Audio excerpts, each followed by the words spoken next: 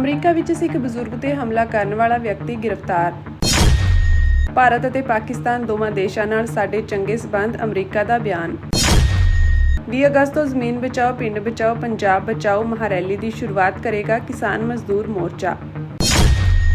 We are asking LAPD, please do this investigation quickly, thoroughly, and during that time, we need to have increased security around the Gurdwara to make sure that our community feels safe to be here, to be in public, because we belong here. ਬੀਤੇ ਦਿਨੀ ਇੱਕ ਬਜ਼ੁਰਗ ਸਿੱਖ ਵਿਅਕਤੀ ਤੇ Los Angeles ਵਿੱਚ ਹਮਲਾ ਕਰਨ ਵਾਲੇ ਵਿਅਕਤੀ ਨੂੰ ਪੁਲਿਸ ਨੇ ਗ੍ਰਿਫਤਾਰ ਕਰਨ ਦਾ ਦਾਅਵਾ ਕੀਤਾ ਹੈ। 70 ਸਾਲਾ ਹਰਪਾਲ ਸਿੰਘ ਤੇ 4 ਅਗਸਤ ਨੂੰ ਲਾਸ ਏਂਜਲਸ ਦੇ ਸਿੱਖ ਗੁਰਦੁਆਰਾ ਸਾਹਿਬ ਦੇ ਨੇੜੇ ਸਵੇਰ ਦੀ ਸੈਰ ਦੌਰਾਨ ਇੱਕ ਬੇਘਰੇ ਵਿਅਕਤੀ ਬੋ ਰਿਚਰਡ ਵਿਟਾਗਲਿਆਨੋ ਨੇ ਹਮਲਾ ਕਰ ਦਿੱਤਾ ਸੀ। ਲਾਸ ਏਂਜਲਸ ਪੁਲਿਸ ਵਿਭਾਗ ਨੇ ਇੱਕ ਬਿਆਨ ਵਿੱਚ ਕਿਹਾ ਕਿ 44 ਸਾਲਾ ਵਿਟਾਗਲਿਆਨੋ ਨੂੰ ਹਰਦੀਪ ਸਿੰਘ ਤੇ ਬੇਰਹਿਮੀ ਨਾਲ ਹਮਲਾ ਕਰਨ ਦੇ ਦੋਸ਼ ਵਿੱਚ ਗ੍ਰਿਫਤਾਰ ਕੀਤਾ ਗਿਆ ਹੈ। ਵਿਟਾਗਲਿਆਨੋ ਤੇ ਇੱਕ ਜਾਨਲੇਵਾ ਹਥਿਆਰ ਨਾਲ ਹਮਲਾ ਕਰਨ ਦਾ ਮਾਮਲਾ ਦਰਜ ਕੀਤਾ ਗਿਆ ਅਤੇ ਉਸ ਦੀ ਜ਼ਮਾਨਤ 1.1 ਮਿਲੀਅਨ ਅਮਰੀਕੀ ਡਾਲਰ ਨਿਰਧਾਰਿਤ ਕੀਤੀ ਗਈ ਹੈ। ਇਸ ਦੇ ਸਿੱਖ ਕੋਲੀਜਨ ਦਾ ਵੀ ਬਿਆਨ ਆਇਆ ਜਿਸ ਵਿੱਚ ਉਹਨਾਂ ਕਿਹਾ ਕਿ ਜਦੋਂ ਕਿ ਦੋਸ਼ੀ ਹਰਦੀਪ ਸਿੰਘ ਤੇ ਬੇਰਹਿਮੀ ਨਾਲ ਹਮਲਾ ਕਰਨ ਲਈ ਹਿਰਾਸਤ ਵਿੱਚ ਹੈ, ਪੁਲਿਸ ਇਸ ਮਾਮਲੇ ਨੂੰ ਨਫ਼ਰਤੀ ਅਪਰਾਧ ਵਜੋਂ ਨਹੀਂ ਦੇਖ ਰਹੀ। ਉਹਨਾਂ ਦੱਸਿਆ ਕਿ ਹਰਦੀਪ ਸਿੰਘ ਨੂੰ ਹਮਲੇ ਦੌਰਾਨ ਬਹੁਤ ਹੀ ਗੰਭੀਰ ਸੱਟਾਂ ਲੱਗੀਆਂ ਹਨ ਅਤੇ ਉਹ ਹਜੇ ਵੀ ਨਾਜ਼ੁਕ ਹਾਲਤ ਵਿੱਚ ਹਨ।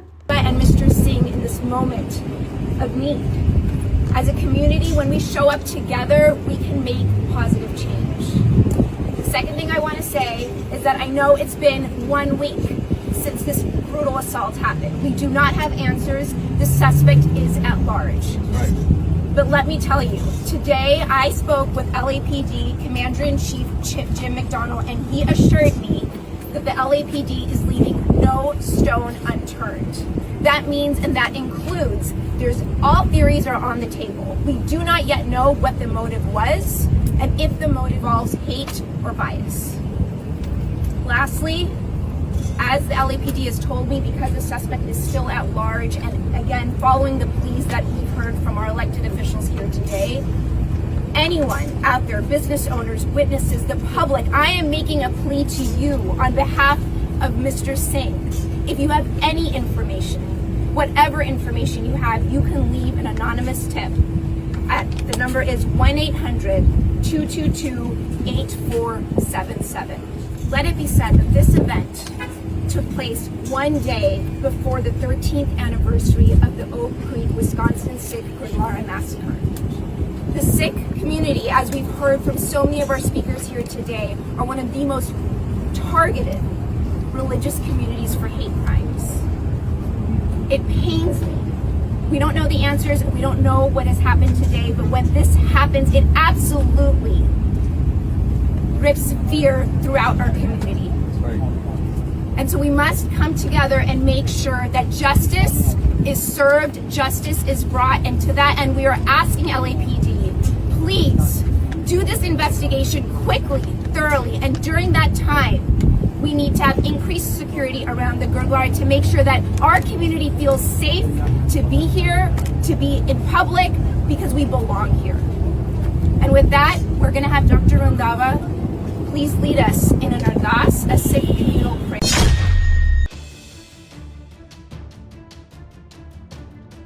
ਅਮਰੀਕੀ ਵਿਦੇਸ਼ ਮੰਤਰਾਲੇ ਨੇ ਕਿਹਾ ਕਿ ਅਮਰੀਕਾ ਦੇ ਭਾਰਤ ਅਤੇ ਪਾਕਿਸਤਾਨ ਦੋਵਾਂ ਨਾਲ ਸਬੰਧ ਚੰਗੇ ਹਨ ਅਤੇ ਰਾਜਦੂਤ ਦੋਵਾਂ ਦੇਸ਼ਾਂ ਪ੍ਰਤੀ ਵਚਨਬੱਧ ਹਨ। ਵਿਦੇਸ਼ ਮੰਤਰਾਲੇ ਦੀ ਬੁਲਾਰਾ ਟੈਮੀ ਬਰੂਸ ਨੇ ਇੱਕ ਪ੍ਰੈਸ ਕਾਨਫਰੰਸ ਵਿੱਚ ਕਿਹਾ ਕਿ ਅਮਰੀਕਾ ਦਾ ਦੋਵਾਂ ਦੇਸ਼ਾਂ ਨਾਲ ਮਿਲ ਕੇ ਕੰਮ ਕਰਨਾ ਖੇਤਰ ਅਤੇ ਵਿਸ਼ਵ ਲਈ ਚੰਗੀ ਗੱਲ ਹੈ ਅਤੇ ਇਸ ਨਾਲ ਲਾਭਕਾਰੀ ਭਵਿੱਖ ਬਣ ਸਕੇਗਾ। ਬਰੂਸ ਨੇ ਕਿਹਾ ਕਿ ਦੋਵਾਂ ਦੇਸ਼ਾਂ ਨਾਲ ਸਾਡੇ ਰਿਸ਼ਤੇ ਪਹਿਲਾਂ ਵਾਂਗ ਹੀ ਬਣੇ ਹੋਏ ਹਨ, ਜੋ ਕਿ ਚੰਗੀ ਗੱਲ ਹੈ ਅਤੇ ਇਹ ਇੱਕ ਅਜਿਹੇ ਰਾਸ਼ਟਰਪਤੀ ਹੋਣ ਦਾ ਫਾਇਦਾ ਹੈ ਜੋ ਸਭ ਨੂੰ ਜਾਣਦੇ ਹਨ, ਸਭ ਨਾਲ ਗੱਲ ਕਰਦੇ ਹਨ। ਇਸ ਲਈ ਸਪਸ਼ਟ ਹੈ ਕਿ ਇੱਥੋਂ ਦੇ ਰਾਜਦੂਤ ਦੋਵਾਂ ਦੇਸ਼ਾਂ ਪ੍ਰਤੀ ਵਚਨਬੱਧ ਹਨ। ਉਹਨਾਂ ਨੇ ਟਿੱਪਣੀ ਪਾਕਿਸਤਾਨੀ ਫੌਜ ਮੁਖੀ ਫੀਲਡ ਮਾਰਸ਼ਲ ਆਸਿਮ ਮੁਨੀਰ ਦੀ ਟਰੰਪ ਨਾਲ ਮੁਲਾਕਾਤ ਤੋਂ ਬਾਅਦ ਹਥਿਆਰਾਂ ਦੀ ਵਿਕਰੀ ਦੇ ਮਾਮਲੇ ਵਿੱਚ ਪਾਕਿਸਤਾਨ ਲਈ ਅਮਰੀਕੀ ਸਹਾਇਤਾ ਵਿੱਚ ਵਾਧੇ ਦੀ ਸੰਭਾਵਨਾ ਬਾਰੇ ਪੁੱਛੇ ਗਏ ਇੱਕ ਸਵਾਲ ਦਾ ਜਵਾਬ ਦਿੰਦਿਆਂ ਕੀਤੀ। ਉਹਨਾਂ ਤੋਂ ਇਹ ਵੀ ਸਵਾਲ ਕੀਤਾ ਗਿਆ ਕਿ ਕੀ ਇਹ ਪ੍ਰਧਾਨ ਮੰਤਰੀ ਨਰਿੰਦਰ ਮੋਦੀ ਨਾਲ ਟਰੰਪ ਦੇ ਸਬੰਧਾਂ ਦੀ ਕੀਮਤ 'ਤੇ ਹੋ ਰਿਹਾ। ਰੂਸ ਨੇ ਭਾਰਤ ਅਤੇ ਪਾਕਿਸਤਾਨ ਵਿਚਾਲੇ ਮਈ ਵਿੱਚ ਹੋਏ ਫੌਜੀ ਸੰਘਰਸ਼ ਦਾ ਜ਼ਿਕਰ ਕਰਦਿਆਂ ਕਿਹਾ ਕਿ ਸਾਨੂੰ ਪਾਕਿਸਤਾਨ ਅਤੇ ਭਾਰਤ ਵਿਚਾਲੇ ਉਸ ਸੰਘਰਸ਼ ਦਾ ਸਪਸ਼ਟ ਰੂਪ ਨਾਲ ਅਨੁਭਵ ਹੈ ਜੋ ਕਾਫੀ ਭਿਆਨਕ ਹੋ ਸਕਦਾ ਸੀ। ਉਨ੍ਹਾਂ ਕਿਹਾ ਕਿ ਅਮਰੀਕਾ ਦੇ ਰਾਸ਼ਟਰਪਤੀ ਟਰੰਪ, ਉਪ ਰਾਸ਼ਟਰਪਤੀ JD ਵਾਂਸ ਅਤੇ ਵਿਦੇਸ਼ ਮੰਤਰੀ ਮਾਰਕ ਰੂਬੀਓ ਨੇ ਜੋ ਕੁਝ ਵਾਪਰ ਰਿਹਾ ਸੀ ਉਸ ਨਾਲ ਨਜਿੱਠਣ ਲਈ ਤੁਰੰਤ ਚਿੰਤਾ ਜ਼ਾਹਰ ਕੀਤੀ ਅਤੇ ਤੁਰੰਤ ਕਾਰਵਾਈ ਵੀ ਕੀਤੀ। ਅਸੀਂ ਫੋਨ ਕਾਲਾਂ ਬਾਰੇ ਜਾਣਕਾਰੀ ਦਿੱਤੀ, ਹਮਲਿਆਂ ਨੂੰ ਰੋਕਣ ਲਈ ਸਾਡੇ ਦੁਆਰਾ ਕੀਤੇ ਗਏ ਕੰਮ ਅਤੇ ਫਿਰ ਦੋਵਾਂ ਪੱਖਾਂ ਨੂੰ ਇਕੱਠਾ ਕਰਨ ਬਾਰੇ ਦੱਸਿਆ ਤਾਂ ਜੋ ਅਸੀਂ ਕੁਝ ਅਜਿਹਾ ਕਰ ਸਕੀਏ ਜੋ ਸਥਾਈ ਹੋਵੇ। ਬਰੂਸ ਨੇ ਵੀ ਦਾਅਵਾ ਕੀਤਾ ਕਿ ਅਮਰੀਕਾ ਦੇ ਵੱਡੇ ਆਗੂ ਉਸ ਸੰਭਾਵਿਤ ਤਬਾਹੀ ਨੂੰ ਰੋਕਣ ਦੇ ਯਤਨਾਂ ਵਿੱਚ ਸ਼ਾਮਿਲ ਸਨ। ਉੱਧਰ ਭਾਰਤ ਦਾ ਕਹਿਣਾ ਹੈ ਕਿ ਪਾਕਿਸਤਾਨ ਅਤੇ ਉਸ ਦੀਆਂ ਫੌਜੀ ਕਾਰਵਾਈਆਂ ਅਮਰੀਕਾ ਦੀ ਕਿਸੇ ਵਿਚੋਲਗੀ ਤੋਂ ਬਿਨਾਂ ਅਤੇ ਦੋਵਾਂ ਗੁਆਂਢੀ ਦੇਸ਼ਾਂ ਦੀਆਂ ਫੌਜਾਂ ਵਿਚਕਾਰ ਸਿੱਧੀ ਗੱਲਬਾਤ ਤੋਂ ਬਾਅਦ ਰੋਕੀਆਂ ਗਈਆਂ ਸਨ। ਬਰੂਸ ਨੇ ਕਿਹਾ ਕਿ ਕੰਬੋਡੀਆ ਅਤੇ ਥਾਈਲੈਂਡ, ਇਜ਼ਰਾਈਲ ਅਤੇ ਈਰਾਨ, ਰਵਾਂਡਾ ਅਤੇ ਕਾਂਗੋ ਲੋਕਤੰਤਰੀ ਗਣਰਾਜ, ਭਾਰਤ ਅਤੇ ਪਾਕਿਸਤਾਨ, ਮਿਸਰ ਅਤੇ ਇਥੋਪੀਆ, ਸਰਬੀਆ ਅਤੇ ਕੋਸੋਵੋ ਵਿਚਕਾਰ ਗੱਲਬਾਤ ਨਾਲ ਸ਼ਾਂਤੀ ਸਥਾਪਿਤ ਹੋਣ ਤੋਂ ਬਾਅਦ ਆਰਮੀਨੀਆ ਅਤੇ ਅਜ਼ਰਬਾਈਜਾਨ ਵਿਚਕਾਰ ਹਾਲ ਹੀ ਵਿੱਚ ਸ਼ਾਂਤੀ ਸਮਝੌਤਾ ਹੋਇਆ ਹੈ। ਇਸ ਤੋਂ ਇਲਾਵਾ ਰੂਬੀਓ ਨੇ ਵੀ ਮੰਗਲਵਾਰ ਨੂੰ ਇੱਕ ਇੰਟਰਵਿਊ ਵਿੱਚ ਕਿਹਾ ਸੀ ਕਿ ਦੁਨੀਆ ਭਰ ਵਿੱਚ ਕਈ ਸੰਘਰਸ਼ਾਂ ਨੂੰ ਖਤਮ ਕਰਨ ਵਿੱਚ ਮਦਦ ਕਰਨ ਦਾ ਸਹਿਰਾ ਟਰੰਪ ਨੂੰ ਜਾਂਦਾ ਹੈ। ਸਾਡੀ ਇਹ ਵੱਡੀ ਮੰਗ ਆ ਕਿ ਵਿਧਾਨ ਸਭਾ ਵਿੱਚ ਮਤਾ ਪਾਸ ਕਰਕੇ ਚਾਹੇ ਪੁਰਾਣੀ ਸੀ ਨਵੀਂ ਇਹਦੀ ਪਾਲਿਸੀ ਨੂੰ ਵਾਪਸ ਲਿਆ ਜਾਏ। ਪਾਲਿਸੀ ਜਿਉਂ ਦੀ ਤਿਉਂ ਰਹਿੰਦੀ ਆ, ਜਿਵੇਂ 3 ਖੇਤੀ ਦੇ ਕਾਨੂੰਨ ਵਾਪਸ ਲੈ ਲਏ ਸੀ ਪਰ ਕਾਰਪੋਰੇਟ ਦਾ ਏਜੰਡਾ ਨਹੀਂ ਸੀ ਵਾਪਸ ਗਿਆ। ਉਹ ਟੇਢੇ ਢੰਗ ਨਾਲ ਦੇਸ਼ ਵਿੱਚ ਲਾਗੂ ਕਰ ਰਹੀ ਹੈ। ਇਹ ਨੀਤੀ ਪਾਲਿਸੀ ਜਿਉਂ ਦੀ ਤਿਉਂ ਆ। ਕਿਸਾਨ ਮਜ਼ਦੂਰ ਮੋਰਚੇ ਵੱਲੋਂ ਅੱਜ ਚੰਡੀਗੜ੍ਹ ਵਿੱਚ ਅਹਿਮ ਮੀਟਿੰਗ ਕੀਤੀ ਗਈ। ਇਸ ਮੀਟਿੰਗ ਵਿੱਚ ਸਹਿਮਤੀ ਨਾਲ ਫੈਸਲਾ ਕੀਤਾ ਗਿਆ ਕਿ ਜ਼ਮੀਨ ਬਚਾਓ, ਪਿੰਡ ਬਚਾਓ, ਪੰਜਾਬ ਬਚਾਓ ਮਹਾਂ ਰੈਲੀ 20 ਅਗਸਤ 2025 ਨੂੰ ਕੁੱਕੜ ਪਿੰਡ ਜਲੰਧਰ ਵਿੱਚ ਕੀਤੀ ਜਾਵੇਗੀ। ਮੋਰਚੇ ਨੇ ਕਿਸਾਨਾਂ, ਮਜ਼ਦੂਰਾਂ ਅਤੇ ਲੋਕਾਂ ਨੂੰ ਵੱਡੀ ਗਿਣਤੀ ਵਿੱਚ ਸ਼ਿਰਕਤ ਕਰਨ ਦੀ ਅਪੀਲ ਕੀਤੀ ਹੈ ਤਾਂ ਜੋ ਇਹ ਸੰਘਰਸ਼ ਹੋਰ ਮਜ਼ਬੂਤ ਹੋ ਸਕੇ। ਮੀਟਿੰਗ ਵਿੱਚ ਫੈਸਲੇ ਹੋਏ ਆ, ਉਹਦੇ ਵਿੱਚ ਇੱਕ ਤਾਂ ਜਿਹੜੀ ਜਲੰਧਰ ਦੀ ਆਪਣੀ ਜ਼ਮੀਨ ਬਚਾਓ, ਪਿੰਡ ਬਚਾਓ, ਪੰਜਾਬ ਬਚਾਓ ਦੀ ਮਹਾ ਰੈਲੀ ਸੀ, ਉਹ ਸਟੈਂਡ ਕਰ ਰਹੀ ਆ। ਅਸੀਂ ਉਹਨੂੰ ਪੂਰੇ ਜ਼ੋਰ ਸ਼ੋਰ ਨਾਲ ਕਰਾਂਗੇ। ਉਹਦੀ ਵਜ੍ਹਾ ਇਹ ਆ ਕਿ ਜੇ ਡੀ ਨੋਟੀਫਿਕੇਸ਼ਨ ਨਹੀਂ ਹੋਇਆ ਹੈਗਾ ਔਰ ਸਾਡੀ ਇਹ ਵੱਡੀ ਮੰਗ ਆ ਕਿ ਵਿਧਾਨ ਸਭਾ ਵਿੱਚ ਮਤਾ ਪਾਸ ਕਰਕੇ ਚਾਹੇ ਪੁਰਾਣੀ ਸੀ ਨਵੀਂ ਇਹਦੀ ਪਾਲਿਸੀ ਨੂੰ ਵਾਪਸ ਲਿਆ ਜਾਏ। ਪਾਲਿਸੀ ਜਿਉਂ ਦੀ ਤਿਉਂ ਰਹਿੰਦੀ ਆ, ਜਿਵੇਂ 3 ਖੇਤੀ ਦੇ ਕਾਨੂੰਨ ਵਾਪਸ ਲੈ ਲਏ ਸੀ ਪਰ ਕਾਰਪੋਰੇਟ ਦਾ ਏਜੰਡਾ ਨਹੀਂ ਸੀ ਵਾਪਸ ਗਿਆ। ਉਹ ਟੇਢੇ ਢੰਗ ਨਾਲ ਦੇਸ਼ ਵਿੱਚ ਲਾਗੂ ਕਰ ਰਹੀ ਹੈ। ਇਹ ਨੀਤੀ ਪਾਲਿਸੀ ਜਿਉਂ ਦੀ ਤਿਉਂ ਆ। ਮੀਟਿੰਗ ਵਿੱਚ 19 ਮਾਰਚ 2025 ਨੂੰ ਸ਼ੰਭੂ ਖਨੌਰੀ ਮੋਰਚੇ ਤੇ ਕੀਤੀ ਗਈ ਬੁਲਡੋਜ਼ਰ ਕਾਰਵਾਈ ਦੀ ਸਖਤ ਨਿਖੇਧੀ ਕੀਤੀ ਗਈ। ਉਨ੍ਹਾਂ ਦੱਸਿਆ ਕਿ ਸ਼ੰਭੂ ਮੋਰਚੇ ਤੇ ਵੱਖ-ਵੱਖ ਕਿਸਾਨ ਯੂਨੀਅਨਾਂ ਅਤੇ ਮੋਰਚਿਆਂ ਵਿੱਚ ਮੌਜੂਦ ਕਿਸਾਨਾਂ ਮਜ਼ਦੂਰਾਂ ਨੂੰ 3 ਕਰੋੜ ਤੋਂ ਵੱਧ ਰੁਪਏ ਦਾ ਨੁਕਸਾਨ ਹੋਇਆ ਹੈ, ਜਿਸ ਬਾਰੇ KMM ਨੇ ਮੰਗ ਕੀਤੀ ਕਿ ਹਰਜ਼ਾਨੇ ਦੇ ਤੌਰ ਤੇ ਰਾਜ ਸਰਕਾਰ ਤੁਰੰਤ ਪ੍ਰਭਾਵ ਨਾਲ ਮੁਆਵਜ਼ਾ ਜਾਰੀ ਕਰੇ। ਅੱਜ ਦੀ ਮੀਟਿੰਗ ਦੇ ਵਿੱਚ ਅਸੀਂ ਇਹ ਫੈਸਲਾ ਕੀਤਾ ਹੈ ਕਿ ਜਿਵੇਂ ਸ਼ੰਭੂ ਤੇ ਖਨੌਰੀ ਬਾਰਡਰ ਦੇ ਉੱਤੇ ਚੱਲ ਰਹੇ ਸਾਡੇ ਮੋਰਚਿਆਂ ਨੂੰ ਪੰਜਾਬ ਸਰਕਾਰ ਨੇ, ਭਗਵੰਤ ਮਾਨ ਸਰਕਾਰ ਨੇ ਸਾਡੇ ਕਿਸਾਨਾਂ ਦੇ ਪਿੱਠ ਵਿੱਚ ਛੁਰਾ ਮਾਰ ਕੇ ਉਹਨਾਂ ਦੀ ਲੁੱਟ ਕਰਵਾਈ ਹੈ। ਵੱਡੀ ਪੱਧਰ ਤੇ ਸਾਡੇ ਟਰੈਕਟਰ ਲੁੱਟੇ, ਟਰਾਲੀਆਂ ਲੁੱਟੀਆਂ। ਅੱਜ ਤੱਕ ਸਾਡੀਆਂ ਅੱਧੀ ਦਰਜਨ ਟਰਾਲੀਆਂ ਗਾਇਬ ਹੈ ਤੇ ਸਾਡੇ ਸਮਾਨ, ਬਰਤਨ, ਭਾਂਡੇ, ਸਾਡੇ ਟੈਂਟ, ਸਪੀਕਰ ਵੱਡੀ ਪੱਧਰ ਤੇ ਲੁੱਟੇ ਗਏ ਆ। ਜਿਹੜੀ ਇਸ ਦੀ ਭਰਪਾਈ ਵਾਸਤੇ ਕਿਸਾਨ ਮਜ਼ਦੂਰ ਮੋਰਚੇ ਵੱਲੋਂ ਆਉਣ ਵਾਲੇ ਸਮੇਂ ਦੇ ਵਿੱਚ ਤਕੜਾ ਸੰਘਰਸ਼ ਉਲੀਕਿਆ ਜਾਊਗਾ ਤੇ ਇਹਦੀ ਭਰਪਾਈ ਕਰਾਈ ਜਾਊਗੀ। ਮੋਰਚੇ ਨੇ ਸਪਸ਼ਟ ਕੀਤਾ ਕਿ ਸੰਘਰਸ਼ ਉਸ ਸਮੇਂ ਤੱਕ ਜਾਰੀ ਰਹੇਗਾ ਜਦੋਂ ਤੱਕ ਭਗਵੰਤ ਮਾਨ ਸਰਕਾਰ ਪੰਜਾਬ ਵਿਧਾਨ ਸਭਾ ਦਾ ਖਾਸ ਸੈਸ਼ਨ ਬੁਲਾ ਕੇ ਲੈਂਡ ਪੂਲਿੰਗ ਪਾਲਿਸੀ ਨੂੰ ਰੱਦ ਨਹੀਂ ਕਰ ਦਿੰਦੀ ਅਤੇ ਕੈਬਨਿਟ ਵੱਲੋਂ ਇਸ ਪਾਲਿਸੀ ਦੀ ਡੀ ਨੋਟੀਫਿਕੇਸ਼ਨ ਨਹੀਂ ਕੀਤੀ ਜਾਂਦੀ। ਅਹਿਮ ਮੁੱਦਾ ਜਿਹੜਾ ਕਿ ਲੈਂਡ ਪੂਲਿੰਗ ਪਾਲਿਸੀ ਸਰਕਾਰ ਨੇ ਬਿਆਨ ਦਿੱਤਾ ਹੈ ਕਿ ਵਾਪਸ ਲੈਣੇ ਹੈ, ਅਹਿਮ ਮੁੱਦਾ ਇਹ ਵਿਚਾਰਿਆ ਗਿਆ ਔਰ ਇਸ ਮੁੱਦੇ ਤੇ ਸਭ ਦੀ ਇਹ ਰਾਏ ਆਈ ਹੈ ਕਿ ਸਰਕਾਰ ਇਹਦੇ ਤੇ ਵਿਧਾਨ ਸਭਾ ਦੇ ਵਿੱਚ ਮਤਾ ਪਾਸ ਕਰੇ ਰੱਦ ਦਾ, ਨੋਟੀਫਿਕੇਸ਼ਨ ਜਾਰੀ ਕਰੇ ਰੱਦ ਦਾ ਔਰ ਉਹ ਨੋਟੀਫਿਕੇਸ਼ਨ ਜਨਤਕ ਕਰੇ। ਉਹਨਾਂ ਸਮਾਂ ਇਹ ਸੰਘਰਸ਼ ਜਾਰੀ ਰਹੇਗਾ ਔਰ ਉਹਦੇ ਮੁਤਾਬਕ ਜਿੰਨੀਆਂ ਹੁਣ ਤੱਕ ਕਾਲ ਦਿੱਤੀਆਂ ਗਈਆਂ ਨੇ ਉਹਦੇ ਵਿੱਚੋਂ 20 ਅਗਸਤ ਦੀ ਕਿਸਾਨ ਮਜ਼ਦੂਰ ਮੋਰਚੇ ਦੀ ਕਾਲ ਹੈ। ਕੁੱਕੜ ਪਿੰਡ ਜਲੰਧਰ ਵਿਖੇ ਦਾਣਾ ਮੰਡੀ 'ਚ ਵੱਡਾ ਇਕੱਠ ਕਰਨਾ ਹੈ, ਮਹਾਂ ਪੰਚਾਇਤ ਕੀਤੀ ਜਾਏਗੀ ਔਰ ਸਾਡੀ ਮੰਗ ਰਹੇਗੀ ਕਿ ਪਹਿਲਾਂ ਤਾਂ ਜਿਹੜਾ ਨੋਟੀਫਿਕੇਸ਼ਨ ਸਰਕਾਰ ਨੇ ਜਾਰੀ ਕੀਤਾ ਉਹਦਾ ਵੀ ਨੋਟੀਫਿਕੇਸ਼ਨ ਜਾਰੀ ਕਰੇ ਵਿਧਾਨ ਸਭਾ 'ਚ ਔਰ ਇਸ ਪਾਲਿਸੀ ਨੂੰ ਸਿਰੇ ਤੋਂ ਰੱਦ ਕਰੇ। KMM ਆਗੂਆਂ ਨੇ ਇਹ ਵੀ ਦੱਸਿਆ ਕਿ ਮੋਰਚਾ 26 ਅਗਸਤ 2025 ਨੂੰ ਸੰਯੁਕਤ ਕਿਸਾਨ ਮੋਰਚਾ ਨਾਲ ਸਕਾਰਾਤਮਕ ਅਤੇ ਰਚਨਾਤਮਕ ਮੀਟਿੰਗ ਦੀ ਉਮੀਦ ਕਰਦਾ ਹੈ ਤਾਂ ਜੋ ਇਸ ਸੰਘਰਸ਼ ਨੂੰ ਇਕਜੁੱਟ ਹੋ ਕੇ ਅੱਗੇ ਵਧਾਇਆ ਜਾ ਸਕੇ। ਅੰਤਰਰਾਸ਼ਟਰੀ ਵਪਾਰ ਦੇ ਮਾਮਲੇ ਤੇ KMM ਨੇ ਸਾਫ਼ ਕੀਤਾ ਕਿ ਅਮਰੀਕਾ ਨਾਲ ਹੋਣ ਵਾਲੇ ਕਿਸੇ ਵੀ ਵਪਾਰਕ ਸਮਝੌਤੇ ਵਿੱਚ ਭਾਰਤੀ ਕਿਸਾਨਾਂ, ਮਜ਼ਦੂਰਾਂ ਅਤੇ ਛੋਟੇ ਕਾਰੋਬਾਰੀਆਂ ਦੇ ਹਿੱਤਾਂ ਅਤੇ ਦੇਸ਼ ਦੇ ਹਿੱਤਾਂ ਦੀ ਰੱਖਿਆ ਕੀਤੀ ਜਾਵੇ ਅਤੇ ਭਾਰਤ ਨੂੰ ਅਮਰੀਕੀ ਦਬਾਅ ਅੱਗੇ ਨਹੀਂ ਝੁਕਣਾ ਚਾਹੀਦਾ। ਜਿਹੜਾ ਭਾਰਤ ਅਮਰੀਕਾ ਦਾ ਸਮਝੌਤਾ ਵਾ ਅਸੀਂ ਸਪਸ਼ਟ ਕਹਿਣਾ ਚਾਹੁੰਦੇ ਉਹਦੇ ਵਿੱਚ ਵੀ ਭਾਰਤ ਉਸ ਸਮਝੌਤੇ ਤੋਂ ਬਾਹਰ ਆ ਜੇ, ਚਾਹੇ ਉਹ ਖੇਤੀ ਸੈਕਟਰ ਹੋਵੇ, ਚਾਹੇ ਡੇਅਰੀ ਖੇਤਰ ਹੋਵੇ, ਚਾਹੇ ਸਾਡਾ ਪੋਲਟਰੀ ਖੇਤਰ ਹੋਵੇ, ਚਾਹੇ ਦੇਸ਼ ਦੇ ਹੋਰ ਖੇਤਰ ਕਿਉਂ ਨਾ ਹੋਣ। ਅਮਰੀਕਾ ਨੂੰ ਜ਼ੀਰੋ ਟੈਕਸ ਤੇ ਭਾਰਤ ਦੀ ਮੰਡੀ ਨੂੰ ਖੋਲ ਦੇਣਾ ਇਹ ਦੇਸ਼ ਦੇ ਉਜਾੜੇ ਵੱਲ ਧੱਕੂਗਾ, ਇਹਦਾ ਕੋਈ ਬੈਨੀਫਿਟ ਨਹੀਂ ਹੋਣਾ ਹੈਗਾ। ਮੀਟਿੰਗ ਵਿੱਚ ਇਹ ਵੀ ਮੰਗ ਕੀਤੀ ਗਈ ਕਿ ਰਾਜ ਸਰਕਾਰ ਤੁਰੰਤ ਪੰਜਾਬ ਵਿੱਚ ਲੋਕਾਂ ਦੀ ਮਰਜ਼ੀ ਤੋਂ ਬਿਨਾਂ ਪ੍ਰੀਪੇਡ ਸਮਾਰਟ ਮੀਟਰ ਲਗਾਉਣ ਦੀ ਜ਼ਬਰਦਸਤੀ ਨੀਤੀ ਨੂੰ ਰੋਕੇ। KMM ਨੇ ਪੰਜਾਬ ਦੇ ਲੋਕਾਂ ਨੂੰ ਅਪੀਲ ਕੀਤੀ ਕਿ ਉਹ ਜ਼ਮੀਨ, ਰੋਜ਼ੀ ਰੋਟੀ ਅਤੇ ਇੱਜ਼ਤ ਦੀ ਇਸ ਲੜਾਈ ਵਿੱਚ ਇਕਜੁੱਟ ਅਤੇ ਸਾਵਧਾਨ ਰਹਿਣ ਅਤੇ ਸਰਕਾਰ ਦੇ ਕਿਸੇ ਵੀ ਤਰ੍ਹਾਂ ਦੇ ਗੁੰਮਰਾਹਕੁਨ ਪ੍ਰਚਾਰ ਤੋਂ ਸੁਚੇਤ ਰਹਿਣ। ਕੇਂਦਰ ਦੀ ਸਰਕਾਰ ਜਿਹੜਾ ਬਿਜਲੀ ਬਿੱਲ 2025 ਲੈ ਕੇ ਆ ਰਹੀ ਹੈ, ਜਿਹਦੇ ਤਹਿਤ ਵੱਡੀ ਪੱਧਰ ਤੇ ਚਿੱਪ ਵਾਲੇ ਮੀਟਰ ਲਾਏ ਜਾ ਰਹੇ ਆ ਤੇ ਮੁਲਾਜ਼ਮ ਸਾਡੇ ਘਰਾਂ ਦੇ ਸਾਡੇ ਮੂੰਹਾਂ ਤੇ ਆਉਂਦੇ ਆ ਤੇ ਜਾਬਰੀ ਮੀਟਰ ਲਾਉਣ ਦੀ ਕੋਸ਼ਿਸ਼ ਕਰਦੇ ਆ, ਉਸ ਦੇ ਖਿਲਾਫ ਪੰਜਾਬ ਸਰਕਾਰ ਵਿਧਾਨ ਸਭਾ ਦੇ ਵਿੱਚ ਮਤਾ ਪਾਸ ਕਰੇ, ਲੋਕਾਂ ਦੇ ਪੱਖ ਦੇ ਵਿੱਚ ਖੜੇ। ਉਹ ਮੁੱਖ ਮੰਤਰੀ ਜਿਹੜਾ ਕਹਿੰਦਾ ਰਿਹਾ ਹੈ ਕਿ ਹਰਾ ਪੈਨ ਲੋਕਾਂ ਦੀ ਭਲਾਈ ਵਾਸਤੇ ਚੱਲੂ, ਲੋਕਾਂ ਵਾਸਤੇ ਚੱਲੂ, ਤੇ ਅੱਜ ਸਿੱਧਾ ਕਾਰਪੋਰੇਟ ਘਰਾਣਿਆਂ ਦੀ ਪਿੱਠ ਤੇ ਭਗਵੰਤ ਮਾਨ ਖੜਾ ਹੈ। ਇਸ ਕਰਕੇ ਅੱਜ ਦੀ ਮੀਟਿੰਗ ਦੇ ਵਿੱਚੋਂ ਅਸੀਂ ਇਹ ਮੰਗ ਕਰਦੇ ਹਾਂ ਸਰਕਾਰ ਦੇ ਕੋਲੋਂ ਕਿ ਆਉਣ ਵਾਲੇ ਸਮੇਂ ਦੇ ਵਿੱਚ ਜੇ ਪੰਜਾਬ ਦੇ ਪਿੰਡਾਂ ਦੇ ਵਿੱਚ ਤੁਸੀਂ ਵੜਨਾ ਹੈ ਤਾਂ ਲੋਕ ਪੱਖੀ ਫੈਸਲੇ ਲੈਣੇ ਪੈਣਗੇ ਤੇ ਕਾਰਪੋਰੇਟ ਘਰਾਣਿਆਂ ਦੇ ਵਿਰੋਧ ਦੇ ਵਿੱਚ ਜਾਣਾ ਪਊਗਾ। ਲੋਕ ਪੱਖੀ ਫੈਸਲੇ ਲੈ ਕੇ ਲੋਕਾਂ ਦੀ ਸਰਕਾਰ ਖਵਾ ਸਕਦੀ ਹੈ।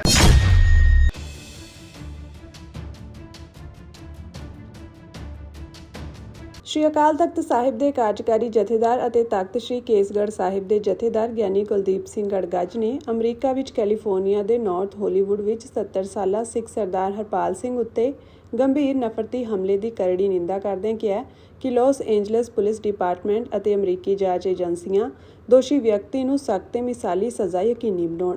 ਜਥੇਦਾਰ ਗੜਗੱਜ ਨੇ ਕਿਹਾ ਕਿ ਇਸ ਹਮਲੇ ਦੇ ਪਿੱਛੇ ਦੋਸ਼ੀ ਦੀ ਮਨਸ਼ਾ ਨੂੰ ਸਮਝਣਾ ਬਹੁਤ ਜ਼ਰੂਰੀ ਹੈ ਅਤੇ ਇਸ ਨੂੰ ਨਫ਼ਰਤੀ ਅਪਰਾਧ ਵਜੋਂ ਦਰਜ ਕੀਤਾ ਜਾਣਾ ਚਾਹੀਦਾ ਹੈ। ਜਥੇਦਾਰ ਗੜਗੱਜ ਨੇ ਕਿਹਾ ਕਿ ਫੈਡਰਲ ਬਿਊਰੋ ਆਫ ਇਨਵੈਸਟੀਗੇਸ਼ਨ ਦੇ ਸਾਲ 2024 ਦੀ ਨਫ਼ਰਤੀ ਅਪਰਾਧ ਦੀ ਰਿਪੋਰਟ ਮੁਤਾਬਕ ਭਾਵੇਂ ਕਿ ਅਮਰੀਕਾ ਵਿੱਚ ਸਿੱਖਾਂ ਖਿਲਾਫ ਨਫ਼ਰਤੀ ਹਮਲਿਆਂ ਵਿੱਚ ਕੁਝ ਕਮੀ ਆਈ ਹੈ, ਪਰ ਸਿੱਖ ਤੀਜੇ ਸਭ ਤੋਂ ਵੱਧ ਨਿਸ਼ਾਨਾ ਬਣਾਏ ਜਾਣ ਵਾਲੇ ਧਾਰਮਿਕ ਸਮੂਹ ਵਿੱਚ ਦਰਜ ਕੀਤੇ ਗਏ ਹਨ, ਜੋ ਕਿ ਗੰਭੀਰ ਚਿੰਤਾ ਦਾ ਵਿਸ਼ਾ ਹੈ। ਉਨ੍ਹਾਂ ਕਿਹਾ ਕਿ FBI ਦੀ ਰਿਪੋਰਟ ਮੁਤਾਬਕ ਸਾਲ 2024 ਵਿੱਚ ਸਿੱਖਾਂ ਵਿਰੁੱਧ 153 ਨਫ਼ਰਤੀ ਹਮਲੇ ਦਰਜ ਕੀਤੇ ਗਏ ਹਨ। ਗੜਗੱਜ ਨੇ ਕਿਹਾ ਕਿ ਇਹਨਾਂ ਨਫ਼ਰਤੀ ਹਮਲਿਆਂ ਨੂੰ ਰੋਕਣ ਲਈ ਅਮਰੀਕਾ ਸਮੇਤ ਹੋਰ ਦੇਸ਼ਾਂ ਵਿੱਚ ਵੀ ਸਾਂਝੇ ਯਤਨਾਂ ਨਾਲ ਸਿੱਖ ਪਛਾਣ ਬਾਰੇ ਜਾਗਰੂਕਤਾ ਲਿਆਉਣ ਦੀ ਲੋੜ ਹੈ। ਉਨ੍ਹਾਂ ਅਮਰੀਕਾ ਸਥਿਤ ਸਿੱਖ ਜਥੇਬੰਦੀਆਂ ਨੂੰ ਤਾਕੀਦ ਕੀਤੀ ਕਿ ਉਹ ਅਮਰੀਕੀ ਲੋਕਾਂ ਵਿੱਚ ਸਿੱਖ ਪਛਾਣ ਪ੍ਰਤੀ ਜਾਗਰੂਕਤਾ ਲਿਆਉਣ ਲਈ ਵਿਸ਼ੇਸ਼ ਯਤਨ ਕਰਨ ਅਤੇ ਜੇਕਰ ਕੋਈ ਪਰੇਸ਼ਾਨੀ ਹੈ ਤਾਂ ਇਸ ਲਈ ਸਿੱਖ ਸੰਸਥਾ ਸ਼੍ਰੋਮਣੀ ਗੁਰਦੁਆਰਾ ਪ੍ਰਬੰਧਕ ਕਮੇਟੀ ਅਤੇ ਸ਼੍ਰੀ ਅਕਾਲ ਤਖਤ ਸਾਹਿਬ ਦਾ ਸਹਿਯੋਗ ਲਿਆ ਜਾਵੇ। ਉਨ੍ਹਾਂ ਕਿਹਾ ਕਿ ਅਮਰੀਕਾ ਵਿੱਚ ਵਸਦੇ ਸਿੱਖ ਅਜਿਹੇ ਮਾਮਲਿਆਂ ਵਿਰੁੱਧ ਇਕਜੁੱਟ ਹੋ ਕੇ ਸਥਾਨਕ ਪ੍ਰਸ਼ਾਸਨ ਅਤੇ ਸਰਕਾਰ ਕੋਲ ਆਵਾਜ਼ ਉਠਾਉਣ ਅਤੇ ਲੋੜ ਅਨੁਸਾਰ ਆਪਣੇ ਰਿਹਾਇਸ਼ੀ ਇਲਾਕਿਆਂ ਵਿੱਚ ਵੱਧ ਸੁਰੱਖਿਆ ਪ੍ਰਬੰਧਾਂ ਦੀ ਮੰਗ ਕਰਨ। ਜਥੇਦਾਰ ਗੜਗੱਜ ਨੇ ਵਿਦੇਸ਼ਾਂ ਵਿੱਚ ਵਸਦੇ ਸਮੂਹ ਸਿੱਖਾਂ ਨੂੰ ਤਿਆਰ ਅਤੇ ਸ਼ਸਤਰਧਾਰੀ ਹੋਣ ਲਈ ਵੀ ਆਖਿਆ ਤਾਂ ਜੋ ਅਜਿਹੀ ਸਥਿਤੀ ਵਿੱਚ ਹਮਲਾਵਰ ਨਾਲ ਨਜਿੱਠਿਆ ਜਾ ਸਕੇ। ਉਨ੍ਹਾਂ ਕਿਹਾ ਕਿ ਪਰਿਵਾਰ ਦੇ ਬਜ਼ੁਰਗਾਂ ਨੂੰ ਇਕੱਲੇ ਬਾਹਰ ਭੇਜਣ ਤੋਂ ਗੁਰੇਜ਼ ਕੀਤਾ ਜਾਵੇ ਅਤੇ ਸੈਰ ਕਰਨ ਲਈ ਉਹਨਾਂ ਥਾਵਾਂ ਜਾਂ ਪਾਰਕਾਂ ਵਿੱਚ ਜਾਇਆ ਜਾਵੇ ਜਿੱਥੇ ਹੋਰ ਵੀ ਲੋਕ ਮੌਜੂਦ ਹੋਣ। ਜਥੇਦਾਰ ਗਿਆਨੀ ਕੁਲਦੀਪ ਸਿੰਘ ਗੜਗੱਜ ਨੇ ਕਿਹਾ ਕਿ ਇੱਕ ਸਿੱਖ ਉੱਤੇ ਇਸ ਤਰ੍ਹਾਂ ਦਾ ਹਮਲਾ ਸਮੁੱਚੀ ਕੌਮ ਨੂੰ ਚੁਣੌਤੀ ਦੇਣ ਵਾਲਾ ਹੈ, ਇਸ ਲਈ ਅਜਿਹੇ ਮਾਮਲਿਆਂ ਨੂੰ ਕੌਮੀ ਭਾਵਨਾ ਤੇ ਗੰਭੀਰਤਾ ਨਾਲ ਨਜਿੱਠਣ ਦੀ ਲੋੜ ਹੈ। ਉਨ੍ਹਾਂ ਭਾਰਤ ਸਰਕਾਰ ਦੇ ਵਿਦੇਸ਼ ਮੰਤਰੀ ਐਸ ਜੈਸ਼ੰਕਰ ਨੂੰ ਵੀ ਆਖਿਆ ਕਿ ਉਹ ਅਮਰੀਕਾ ਸਥਿਤ ਆਪਣੇ ਭਾਰਤੀ ਮਿਸ਼ਨ ਰਾਹੀਂ ਇਹ ਯਕੀਨੀ ਬਣਾਉਣ ਕਿ ਸਰਦਾਰ ਹਰਪਾਲ ਸਿੰਘ ਉੱਤੇ ਕੀਤਾ ਗਿਆ ਹਮਲਾ ਨਫ਼ਰਤੀ ਅਪਰਾਧ ਵਜੋਂ ਦਰਜ ਹੋਵੇ ਅਤੇ ਦੋਸ਼ੀ ਵਿਅਕਤੀ ਵਿਰੁੱਧ ਸਖਤ ਕਾਰਵਾਈ ਹੋਵੇ।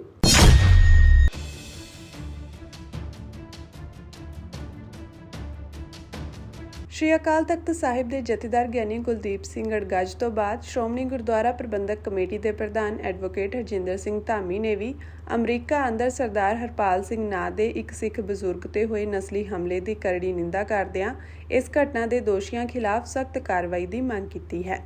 ਐਡਵੋਕੇਟ ਧਾਮੀ ਨੇ ਕਿਹਾ ਕਿ ਕੈਲੀਫੋਰਨੀਆ ਵਿੱਚ ਸਿੱਖ ਬਜ਼ੁਰਗ ਤੇ ਹਮਲਾ ਕਰਕੇ ਗੰਭੀਰ ਜ਼ਖਮੀ ਕਰ ਦੇਣ ਦੀ ਖਬਰ ਮੰਦਭਾਗੀ ਹੈ। ਉਨ੍ਹਾਂ ਕਿਹਾ ਕਿ ਅੱਜ ਵੱਖ-ਵੱਖ ਦੇਸ਼ਾਂ ਅੰਦਰ ਸਿੱਖ ਉੱਚ ਪਦਵੀਆਂ ਤੇ ਕੰਮ ਕਰ ਰਹੇ ਹਨ ਅਤੇ ਉਹ ਜਿਸ ਵੀ ਖਿੱਤੇ ਵਿੱਚ ਵਸੇ ਹਨ ਉਹਨਾਂ ਨੇ ਉੱਥੋਂ ਦੀ ਤਰੱਕੀ ਵਿੱਚ ਵੱਡਾ ਯੋਗਦਾਨ ਪਾਇਆ ਹੈ। ਉਨ੍ਹਾਂ ਕਿਹਾ ਕਿ ਸਿੱਖਾਂ ਵਿਰੁੱਧ ਅਜਿਹੀਆਂ ਨਫ਼ਰਤੀ ਘਟਨਾਵਾਂ ਵਾਪਰਨ ਨਾਲ ਕੌਮ ਅੰਦਰ ਰੋਸ ਪੈਦਾ ਹੋਣਾ ਕੁਦਰਤੀ ਹੈ। ਐਡਵੋਕੇਟ ਧਾਮੀ ਨੇ ਕਿਹਾ ਕਿ ਸਮੁੱਚੀ ਮਨੁੱਖਤਾ ਦਾ ਭਲਾ ਚਾਹੁਣ ਵਾਲੇ ਸਿੱਖਾਂ ਤੇ ਵਿਦੇਸ਼ਾਂ ਵਿੱਚ ਨਸਲੀ ਹਮਲੇ ਹੋਣਾ ਬਹੁਤ ਮੰਦਭਾਗਾ ਹੈ।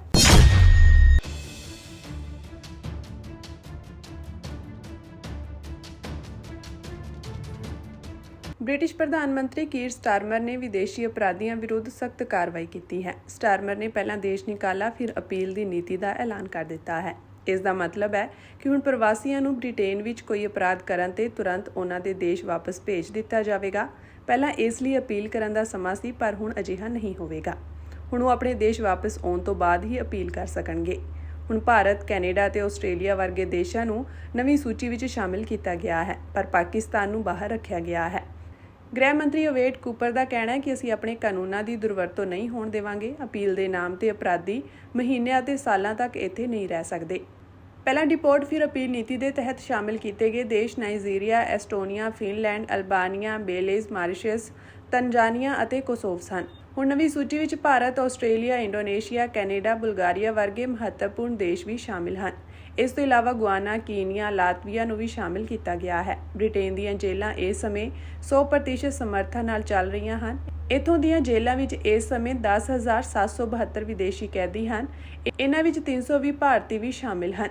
ਵਿਰੋਧੀ ਧਿਰ ਦਾ ਦੋਸ਼ ਹੈ ਕਿ ਪਾਕਿਸਤਾਨ ਨੂੰ ਸੂਚੀ ਤੋਂ ਬਾਹਰ ਰੱਖ ਕੇ ਸਰਕਾਰ ਰਾਜਨੀਤਿਕ ਦਬਾਅ ਅੱਗੇ ਚੁੱਕੀ ਹੈ। ਵਿਰੋਧੀ ਪਾਰਟੀ ਕੰਜ਼ਰਵੇਟਿਵ ਦੇ ਨੇਤਾ ਕ੍ਰਿਸ ਫਿਲਿਪ ਨੇ ਇਸ ਫੈਸਲੇ ਨੂੰ ਸਰਕਾਰ ਦਾ ਯੂ ਟਰਨ ਕਿਹਾ। ਉਨ੍ਹਾਂ ਕਿਹਾ ਕਿ ਸਾਰੇ ਵਿਦੇਸ਼ੀ ਅਪਰਾਧੀਆਂ ਨੂੰ ਦੇਸ਼ ਨਿਕਾਲਾ ਦੇਣ ਦੀ ਬਜਾਏ ਸਟਾਰਮਰ ਸਰਕਾਰ ਕੁਝ ਦੇਸ਼ਾਂ ਦੇ ਲੋਕਾਂ ਦੀ ਰੱਖਿਆ ਕਰ ਰਹੀ ਹੈ। ਸਰਕਾਰ ਦਾ ਤਰਕ ਹੈ ਕਿ ਸਿਰਫ ਉਹਨਾਂ ਦੇਸ਼ਾਂ ਨੂੰ ਸੂਚੀ ਵਿੱਚ ਸ਼ਾਮਿਲ ਕੀਤਾ ਗਿਆ ਹੈ ਜਿਨ੍ਹਾਂ ਨਾਲ ਕਾਨੂੰਨੀ ਅਤੇ ਪ੍ਰਸ਼ਾਸਕੀ ਦੇਸ਼ ਨਿਕਾਲੇ ਸਮਝੌਤੇ ਹਨ। ਵਿਸ਼ਲੇਸ਼ਕਾਂ ਦਾ ਮੰਨਣਾ ਹੈ ਕਿ ਪਾਕਿਸਤਾਨ ਨੂੰ 22 ਦੇਸ਼ਾਂ ਦੀ ਸੂਚੀ ਤੋਂ ਬਾਹਰ ਰੱਖ ਕੇ ਬ੍ਰਿਟੇਨ ਨੇ ਉੱਥੇ ਸੁਰੱਖਿਆ ਅਤੇ ਅੱਤਵਾਦ ਵਿਰੋਧੀ ਸਹਿਯੋਗ ਵਿੱਚ ਮੁੱਲ ਵਧਾਉਣ ਦੀ ਰਣਨੀਤੀ ਅਪਣਾਈ ਹੈ। ਇਸੇ ਦੇ ਨਾਲ ਹੀ ਭਾਰਤ ਦੇ ਮਾਮਲੇ ਵਿੱਚ ਸਟਾਰਮਰ ਸਰਕਾਰ ਨੇ ਵੀਜ਼ਾ ਉਲੰਘਣਾ, ਧੋਖਾਧੜੀ ਅਤੇ ਇਮੀਗ੍ਰੇਸ਼ਨ ਨਿਯਮਾਂ ਨੂੰ ਤੋੜਨ ਦੇ ਮਾਮਲਿਆਂ ਵਿੱਚ ਵਾਧੇ ਕਾਰਨ ਇੱਕ ਸਖਤ ਨੀਤੀ ਅਪਣਾਈ ਹੈ।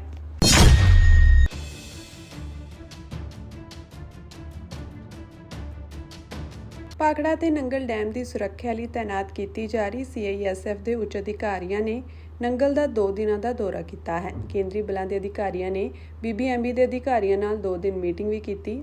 ਇਨ੍ਹਾਂ ਅਧਿਕਾਰੀਆਂ ਨੇ CISF ਜਵਾਨਾਂ ਦੇ ਰਹਿਣ ਲਈ ਕੀਤੇ ਜਾ ਰਹੇ ਪ੍ਰਬੰਧਾਂ ਦਾ ਜਾਇਜ਼ਾ ਲਿਆ। ਇਸ ਦੌਰਾਨ CISF ਦੇ ਕਈ ਉੱਚ ਅਧਿਕਾਰੀਆਂ ਨੇ ਦੋਵੇਂ ਡੈਮਾਂ ਦਾ ਦੌਰਾ ਵੀ ਕੀਤਾ। ਸੁਰੱਖਿਆ ਬਲ ਦੇ ਜਵਾਨਾਂ ਦੇ ਰਹਿਣ ਲਈ ਕੀਤੇ ਜਾ ਰਹੇ ਪ੍ਰਬੰਧ ਨੂੰ ਲੈ ਕੇ BBMB ਨੇ ਆਪਣੇ ਮੁਲਾਜ਼ਮਾਂ ਨੂੰ ਕੁਆਟਰ ਖਾਲੀ ਕਰਨ ਦੇ ਹੁਕਮ ਦੇ ਦਿੱਤੇ ਹਨ।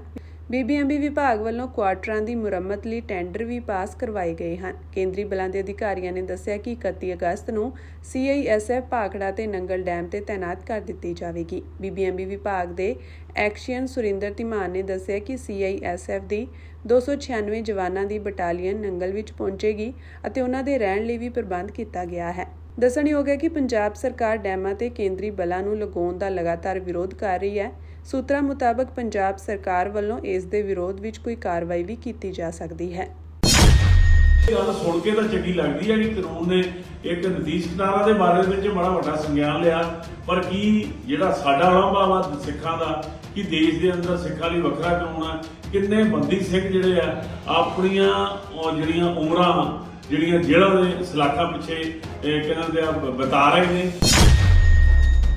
ਸ਼੍ਰੋਮਣੀ ਗੁਰਦੁਆਰਾ ਪ੍ਰਬੰਧਕ ਕਮੇਟੀ ਦੇ ਪ੍ਰਧਾਨ ਐਡਵੋਕੇਟ ਹਰਜਿੰਦਰ ਸਿੰਘ ਧਾਮੀ ਨੇ ਸੁਪਰੀਮ ਕੋਰਟ ਵੱਲੋਂ ਕੈਦੀਆਂ ਨੂੰ ਸਜ਼ਾ ਪੂਰੀ ਹੋਣ ਤੋਂ ਬਾਅਦ ਵੀ ਜੇਲ੍ਹਾਂ ਵਿੱਚ ਰੱਖਣ ਵਿਰੁੱਧ ਦਿੱਤੇ ਨਿਰਦੇਸ਼ਾਂ ਦਾ ਸਵਾਗਤ ਕਰਦਿਆਂ ਬੰਦੀ ਸਿੰਘਾਂ ਦੀ ਰਿਹਾਈ ਦੀ ਮੰਗ ਕੀਤੀ ਹੈ। ਉਨ੍ਹਾਂ ਕਿਹਾ ਕਿ ਸੁਪਰੀਮ ਕੋਰਟ ਵੱਲੋਂ ਸਜ਼ਾ ਪੂਰੀ ਕਰਨ ਵਾਲੇ ਕੈਦੀਆਂ ਨੂੰ ਰਿਹਾ ਕਰਨ ਦੇ ਨਿਰਦੇਸ਼ ਮਾਨਵੀ ਅਧਿਕਾਰਾਂ ਦੀ ਤਰਜਮਾਨੀ ਹਨ। ਸ਼੍ਰੋਮਣੀ ਕਮੇਟੀ ਪ੍ਰਧਾਨ ਨੇ ਕੇਂਦਰ ਸਰਕਾਰ ਅਤੇ ਸਬੰਧਤ ਰਾਜ ਸਰਕਾਰਾਂ ਨੂੰ ਅਪੀਲ ਕੀਤੀ ਕਿ ਇਸ ਫੈਸਲੇ ਦੀ ਰੋਸ਼ਨੀ ਵਿੱਚ ਬੰਦੀ ਸਿੰਘਾਂ ਨੂੰ ਤੁਰੰਤ ਰਿਹਾ ਕੀਤਾ ਜਾਵੇ, ਕਿਉਂਕਿ ਇਹਨਾਂ ਨੇ ਉਮਰ ਕੈਦ ਤੋਂ ਵੀ ਦੁੱਗਣੀਆਂ ਸਜ਼ਾਵਾਂ ਭੁਗਤ ਲਈਆਂ ਹਨ। ਉਹਨਾਂ ਕਿਹਾ ਕਿ ਭਾਈ ਗੁਰਦੀਪ ਸਿੰਘ ਖੇੜਾ, ਭਾਈ ਬਲਵੰਤ ਸਿੰਘ ਰਾਜੋਆਣਾ, ਭਾਈ ਜਗਤਾਰ ਸਿੰਘ ਹਵਾਰਾ, ਭਾਈ ਦਵਿੰਦਰਪਾਲ ਸਿੰਘ ਭੁੱਲਰ, ਭਾਈ ਜਗਤਾਰ ਸਿੰਘ ਤਾਰਾ ਤੇ ਹੋਰਨਾਂ ਨੇ ਕਰੀਬ 30 ਸਾਲਾਂ ਤੋਂ ਵੱਧ ਸਮਾਂ ਜੇਲ੍ਹਾਂ ਵਿੱਚ ਬਿਤਾਇਆ, ਪਰ ਸਰਕਾਰੀ ਨੀਤੀਆਂ ਕਾਰਨ ਉਹਨਾਂ ਨੂੰ ਰਿਹਾਈ ਨਹੀਂ ਮਿਲ ਰਹੀ।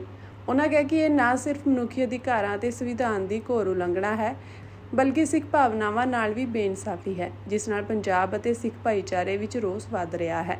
ਸਰਕਾਰਾਂ ਵੱਲੋਂ ਬੰਦੀ ਸਿੰਘਾਂ ਨਾਲ ਕੀਤੀ ਜਾ ਰਹੀ ਹੈ ਬੇਇਨਸਾਫੀ ਨਿਆਂ ਦੀ ਭਾਵਨਾ ਨੂੰ ਠੇਸ ਪਹੁੰਚਾਉਂਦੀ ਹੈ। ਸ਼੍ਰੋਮਣੀ ਕਮੇਟੀ ਪ੍ਰਧਾਨ ਨੇ ਕਿਹਾ ਕਿ ਸੁਪਰੀਮ ਕੋਰਟ ਦਾ ਇਹ ਫੈਸਲਾ ਬੰਦੀ ਸਿੰਘਾਂ ਲਈ ਨਿਆਂ ਦਾ ਰਾਹ ਖੋਲ੍ਹਦਾ ਹੈ ਅਤੇ ਸਰਕਾਰਾਂ ਨੂੰ ਇਸ ਨੂੰ ਲਾਗੂ ਕਰਕੇ ਬੰਦੀ ਸਿੰਘਾਂ ਨੂੰ ਰਿਹਾ ਕਰਨਾ ਚਾਹੀਦਾ ਹੈ। ਉਹਨਾਂ ਨੇ ਸਿੱਖ ਭਾਈਚਾਰੇ ਨੂੰ ਵੀ ਅਪੀਲ ਕੀਤੀ ਕਿ ਇਸ ਮੁੱਦੇ ਤੇ ਏਕਤਾ ਨਾਲ ਖੜੇ ਰਹਿਣ ਅਤੇ ਨਿਆਂ ਲਈ ਆਵਾਜ਼ ਬੁਲੰਦ ਕਰਨ। ਸ਼੍ਰੋਮਣੀ ਕਮੇਟੀ ਇਸ ਮਾਮਲੇ ਵਿੱਚ ਹਰ ਸੰਭਵ ਕਾਨੂੰਨੀ ਕਦਮ ਚੁੱਕੇਗੀ। ਸੁਪਰੀਮ ਕੋਰਟ ਵੱਲੋਂ ਯਾਚਕਾ ਤੇ ਇੱਕ ਫੈਸਲਾ ਸੁਣਾਇਆ, ਜਿਹੜਾ ਕਿ 9 ਮਾਰਚ 2025 ਨੂੰ ਉਸ ਦੇ 20 ਸਾਲ ਪੂਰੇ ਹੋ ਗਏ ਸੀ। ਸੋ ਉਸ ਗੱਲ ਦੇ ਉੱਤੇ ਸਖਤ ਟਿੱਪਣੀ ਕਰਦਿਆਂ ਸੁਪਰੀਮ ਕੋਰਟ ਦੇ ਜੱਜ ਸਾਹਿਬਾਨ ਨੇ ਕਿਹਾ ਕਿ ਜਿਹੜਾ ਦਿੱਲੀ ਸਰਕਾਰ ਹੈ ਉਸ ਵੱਲੋਂ ਜਿਹੜਾ SR ਬੋਰਡ ਹੈ, ਸੈਂਟੈਂਸ ਰਿਵਿਊ ਬੋਰਡ, ਉਸ ਨੇ ਕਿਸ ਹਸਤੀ ਨਾਲ ਜਿਹੜੀ ਅਦਾਲਤ ਦੇ ਫੈਸਲੇ ਨੂੰ ਚੁਣੌਤੀ ਦਿੱਤੀ ਹੈ। ਸੋ ਬੜਾ ਸਖਤ ਫੈਸਲਾ, ਚੰਗੀ ਗੱਲ ਹੈ। ਪਰ ਦੂਜੇ ਪਾਸੇ ਸਵਾਲ ਇਹ ਆ ਰਿਹਾ ਕਿ ਕਿੰਨੇ ਲੰਬੇ ਸਮੇਂ ਤੋਂ ਬੰਦੀ ਸਿੱਖਾਂ ਦਾ ਮਾਮਲਾ ਅਸੀਂ ਕੋਰਟਾਂ ਵਿੱਚ ਵੀ, ਸਰਕਾਰਾਂ ਕੋਲ ਵੀ, ਤੇ ਇਸੇ ਹੀ ਦਿੱਲੀ ਦੀ ਜਿਹੜੀ ਆ ਪਹਿਲਾਂ ਆਮ ਆਦਮੀ ਦੀ ਸਰਕਾਰ, ਕੇਜਰੀਵਾਲ ਜੀ ਦੇ ਉਹਦੇ ਮੁਖੀਆ ਸੀ, ਉਹਨਾਂ ਨੇ ਭਾਈ ਦਵਿੰਦਰਪਾਲ ਸਿੰਘ ਭੁੱਲਰ ਦੇ ਇਸ ਜਿਹੜਾ SRB ਬੋਰਡ ਸੀ, ਸੈਂਟੈਂਸ ਰਿਵਿਊ ਬੋਰਡ, ਉਸ ਦੇ ਵਿੱਚ ਘੱਟ ਤੋਂ ਘੱਟ 1 ਦਰਜਨ ਤੋਂ ਵੱਧ ਵਾਰ ਉਹਨਾਂ ਨੇ ਇਹ ਜਿਹੜੀ ਅਰਜ਼ੀ ਰਿਜੈਕਟ ਕੀਤੀ ਸੀ, ਜਦੋਂ ਕਿ ਪੰਜਾਬ ਦੀ ਸਰਕਾਰ ਵੱਲੋਂ ਉਹਨਾਂ ਦੇ ਬਾਰੇ ਦੇ ਵਿੱਚ ਚੰਗੀ ਰਿਪੋਰਟ ਭੇਜੀ ਗਈ ਸੀ। ਸੋ ਇਹ ਗੱਲ ਸੁਣ ਕੇ ਤਾਂ ਚੰਗੀ ਲੱਗਦੀ ਹੈ ਕਿ ਕਾਨੂੰਨ ਨੇ ਇੱਕ ਨੀਤੀਸ਼ ਕਟਾਰਾ ਦੇ ਬਾਰੇ ਵਿੱਚ ਬੜਾ ਵੱਡਾ ਸੰਗਿਆਨ ਲਿਆ, ਪਰ ਕੀ ਜਿਹੜਾ ਸਾਡਾ ਉਲਾਂਭਾ ਵਾ ਸਿੱਖਾਂ ਦਾ, ਕਿ ਦੇਸ਼ ਦੇ ਅੰਦਰ ਸਿੱਖਾਂ ਲਈ ਵੱਖਰਾ ਕਾਨੂੰਨ ਆ, ਕਿੰਨੇ ਬੰਦੀ ਸਿੰਘ ਜਿਹੜੇ ਆ ਆਪਣੀਆਂ ਜਿਹੜੀਆਂ ਉਮਰਾਂ ਜਿਹੜੀਆਂ ਜੇਲ੍ਹਾਂ ਦੇ ਸਲਾਖਾਂ ਪਿੱਛੇ ਕਹਿੰਦੇ ਆ ਬਿਤਾ ਰਹੇ ਨੇ, ਜਿੰਨੀ ਸਜ਼ਾ ਲੱਗੀ ਉਹ ਤੋਂ 2.5 ਗੁਣਾ ਸਜ਼ਾਵਾਂ ਉਹ ਭੁਗਤ ਕੇ ਬੈਠੇ ਨੇ, ਤੇ ਹਾਲੇ ਤੱਕ ਉਹਨਾਂ ਤੋਂ ਖਤਰਾ ਦੱਸ ਕੇ ਉਹਨਾਂ ਨੂੰ ਰਿਹਾਈ ਨਹੀਂ ਦਿੱਤੀ ਜਾ ਰਹੀ।